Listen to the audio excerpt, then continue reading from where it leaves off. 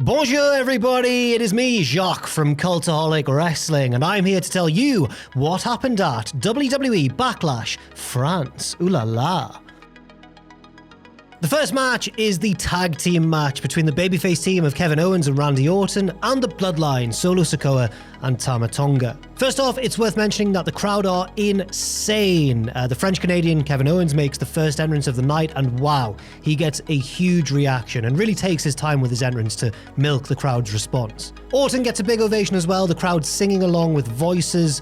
The Bloodline's entrance is met with chants of "We want Roman." There's a big stare down to start, and the two sides brawl even before the bell. Referees and road agents run out to try and restore order, but it's just not working. Owens stuns a few security guards, and Nick Aldis comes out with a mic and says, "Right, you want to do it this way? Fine. This is now a no DQ match. Go for it." And the crowd are obviously buzzing as Randy and Solo brawl into the stands while Owens beats up Tama with the Prime paraphernalia at ringside, spitting on a Prime sign in the process. Nice. The faces team up in the crowd to win the brawl, and then Owens hits a splash from the guardrail back over to the ringside area. Randy teases doing the same thing, and I'm thinking, surely not Randy. But then he just steps down, the cheeky boy. Orton suplexes Tama onto both announce tables, and the babyfaces grab a trash can to continue the punishment. A kendo stick is used as well, leaving a nasty welt on the back of Tama Tonga, and Tama also gets frog splashed through a table on the outside by Kevin Owens, but inside the ring, Solo regains control with a Samoan drop to put Orton through a second table. The heels team up on Owens for a while, and Solo hits the running hip attack in the corner.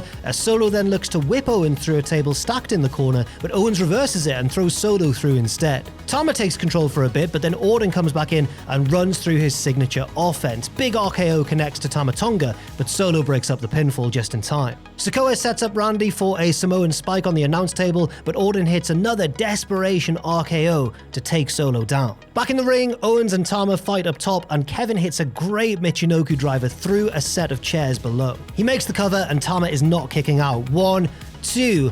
But then the referee gets pulled out by a new Bloodline member, not Jacob Fatu, as many have speculated online, but by Tanga Loa. That is a genuine shock. I think as far as everybody knew, he was still contracted to New Japan Pro Wrestling, but apparently not, and Gorillas of Destiny are reunited in WWE. Solo hits a Uranagi through a chair and the Samoan spike on Kevin Owens to pick up the win for the Bloodline. The heels all stand tall over Owens as Heyman seems to be preventing them from doing more damage. He's kind of shielding Owens' body, but then he falls in line and throws up the one after a few intimidating looks from the rest of the Bloodline. Really hot start to the show.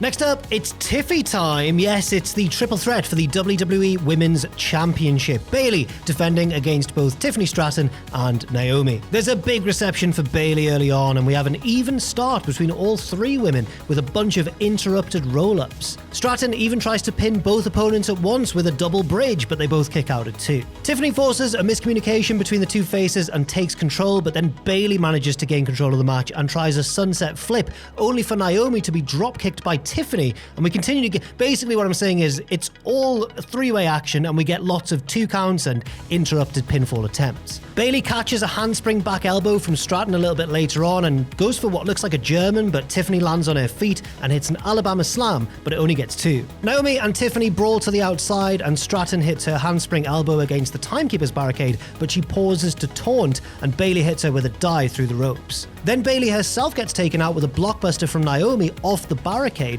and things eventually end up back in the ring. Naomi hits Stratton with a sit-out powerbomb and locks in an Anaconda Vice, but Bayley breaks it up with an elbow drop from the top, but it only gets 2 again. Stratton kicks out of a belly to Bayley, and a little bit later on manages to set up for the prettiest moonsault ever on Bayley, but Naomi drags her out the ring, where Tiffany hits her with an Alabama slam onto the announce table. Bayley gets one as well onto the French announce table, and now Stratton's in control. Back inside, Tiffany goes for a double prettiest moonsault ever, but both baby faces roll out the way, but Stratton lands on her feet, only to run into a 3D. From this point on, it's just down to Bayley and Naomi. They are left to fight it out between themselves, and Naomi goes for a cradle, but Bayley reverses it into one of her own, hangs on for the 3 count, and retains the championship.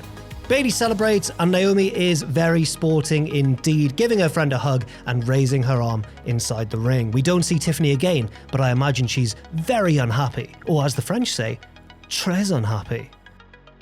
Backstage, we see Jey Uso getting ready for his match, but the Bloodline walk past. Solo sizes Jey up briefly before leading the rest of his team villainously away, and Heyman appears to silently plead for help from Jey, who obviously can't do anything. And it's Jey's match that is up next. Yeet. Jey Uso makes his entrance through the crowd, who are electric for him, of course, and he is taking on Damian Priest for the World Heavyweight Championship. Jey gets some extra yeet chants in at the bell, and Priest isn't amused. He jumps Jey in the middle of one of the chants, but Jey's too quick and avoids a few attacks before doing another big yeet. The champion isn't happy. A low bridge sends Priest to the outside, where he catches a leaping Jey from the apron and drives him into the barricade. Priest maintains control back in the ring and breaks Jey down for a while until a big right hand is ducked and Jey hits a back suplex and builds his own momentum from there. Jey hits a few big right hands and an enziguri, followed a little bit later on by a big dive to the outside. However, while Priest is talking to the referee, JD McDonough runs out and hits a cheap shot. Priest follows up with a spear, but it only gets 2, and Priest isn't happy that JD is out here. The Irishman says, "Well, I'm just trying to help," and they argue until JD gets super kicked off the apron. Priest takes a super kick as well, and Jey hits the big Uso splash, but the champion just kicks out in time. They exchange lots of right hands and kicks, with the crowd going wild until both men are exhausted and need to take a knee, but the crowd urges them on, and Priest catches a super kick, hitting Jey with a razor's edge, but this also only gets 2. Jey avoids South of Heaven and hits a spear, but Priest kicks out just in time. Now Finn Balor runs out, but gets instantly super kicked by Jey, but it is enough of a distraction for Priest to take control and hit a big clothesline, followed by South of Heaven. But Jey kicks out of that too. Now Priest's annoyed and starts to mock Jey between big kicks to the head, urging the challenger to get up and take more. But Jey fires up and answers with some super kicks of his own and a big spear. He heads up top and nails the splash, but JD puts Priest's legs on the ropes and the referee breaks the count. Jey is obviously annoyed at JD, hits him with a dive as well, and then Balor with a spear, but he heads up top to attack Priest back in the ring, and Priest knocks him off balance on the top rope. He then climbs up with Jey and hits a big avalanche South of Heaven to get the win, and Damian Priest retains. After the bell, JD and Balor continue the attack on Jey Uso, but Priest's annoyed and he drags them off and says, "Whoa, that's enough," gets right in their faces as well. And the rest of the Judgment Day are confused by this, but they reluctantly stand by Priest's side as he raises the belt. Very much a continuation of this tension within the Judgment Day. Next up, we have the women's tag title match, with Damage Control represented by Kairi Sane and Asuka defending against Jade Cargill and Bianca Belair. Belair and Asuka start things off with Bianca powering out of an octopus hold and hitting a big vertical suplex. Kairi and Jade then tag in, with Jade easily powering Kairi around for a couple of nice backbreakers. The challengers hit a big double team slam and Bianca follows up with a handspring moonsault for the first near fall of the match. Kairi grabs Bianca's braid as she heads up top, but Bianca backflips down and kicks Sane out of the ring. She then misses a plancha to the outside, where she gets hit with an Asuka kick to the head, followed by a big crossbody from Kairi all the way from the top rope down to the ringside area. Bianca becomes the face in peril for a while back in the ring, but the champions just can't put her away. She almost gets the hot tag at one point, but Kairi jumps off her back and knocks Jade off the apron. The champions continue this double team offense for a while, but Bianca continues to survive. She powers out of an armbar at one point and looks for the KOD, but Kairi tags in and saves Asuka from the finishing move. The heels look for their double team finisher, but Belair fights out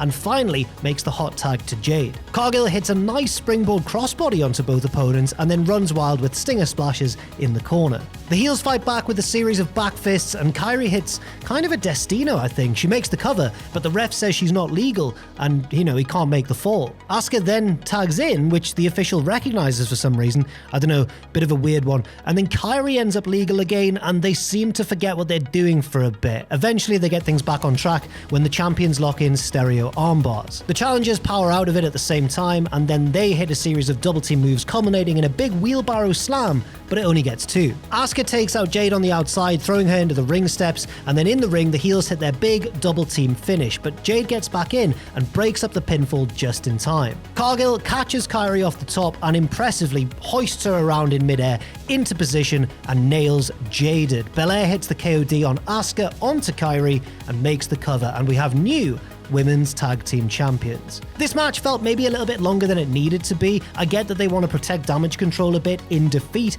but it seems like some of the wrestlers certainly lost their way at a particular point of the match. Still, they got things back on track for the finishing stretch, and the crowd loved the title change, which of course was very much the aim of the match. And finally, the main event, Cody Rhodes defending the undisputed WWE title against AJ Styles. Cody's response is huge. The crowd finishes theme when the music cuts off.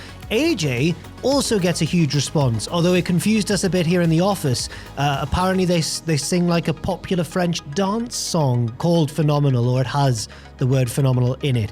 Whenever they do this, which is usually when AJ is in control of the match, the place is absolutely bouncing. It's also worth mentioning that Jessica Carr is refereeing this match, and they mentioned on commentary that she is the first woman to ref a WWE title main event. This one has a bit of a tentative start with a lot of amateur grappling and so on, but then Cody gets the better of AJ a couple of times and even busts out the Stardust cartwheel. Styles answers back with a dropkick and everyone sings the Phenomenal song again. Then they exchange quick pinfall attempts. Cody gets his drop down uppercut, but AJ answers back with a nice enziguri. Cody sends AJ into the ropes hard and AJ goes to the outside. Cody looks for a dive, but AJ cuts him off and then clears the French announce table, although it doesn't come to anything quite yet. But AJ does get some heat for intimidating the French announce team. They battle up top and AJ sort of drags Cody back into the ring where he lands hard on his back and sells it a lot. AJ continues to target the back for a bit, then goes for a lion salt, but Cody gets the knees up. Cody hits the disaster kick for 2,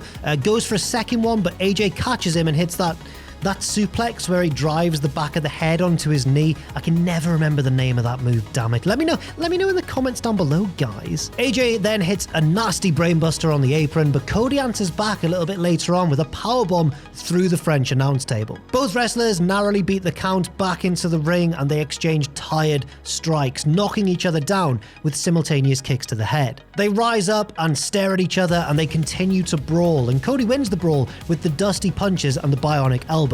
He goes for the Cody cutter, but AJ catches it and takes control of the match again, this time nailing the springboard 450, but it only gets 2. Styles then hits, of all things, a burning hammer, and even weirder than that, Cody kicks out at 1. What the hell? I still don't really know what that was about. Rhodes fires up and hits the Cody cutter, but it only gets 2. AJ then gets out of a crossroads attempt and hits the Pele kick. He sets up for the Phenomenal forearm, but Cody catches him in midair with a super kick and both men are down again. Cody then locks in a Kimura, but AJ powers up and slams Cody down. He then goes for the Styles Clash, but Cody gets out of it and goes for the crossroads, but AJ gets out of that and again goes for the Styles Clash, only for Rhodes to sit down on top of him and get a near fall. Cody then hits what proves to be the decisive blow of the match. Kind of a wild, out of control step up Cody cutter, but he gets it and AJ is done. Cody fires up, hits the crossroads, only one needed, and pins AJ to retain the undisputed WWE title.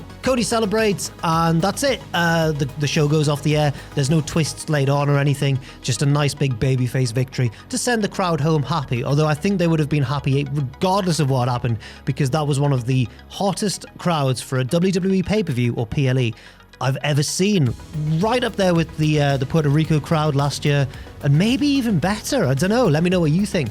But yes, that's what happened at Backlash France. Thank you very much for watching, and thank you very much to Piers for editing this video. I've been Jack from Cultaholic, and I'll see you very soon. Au revoir. See what I did there?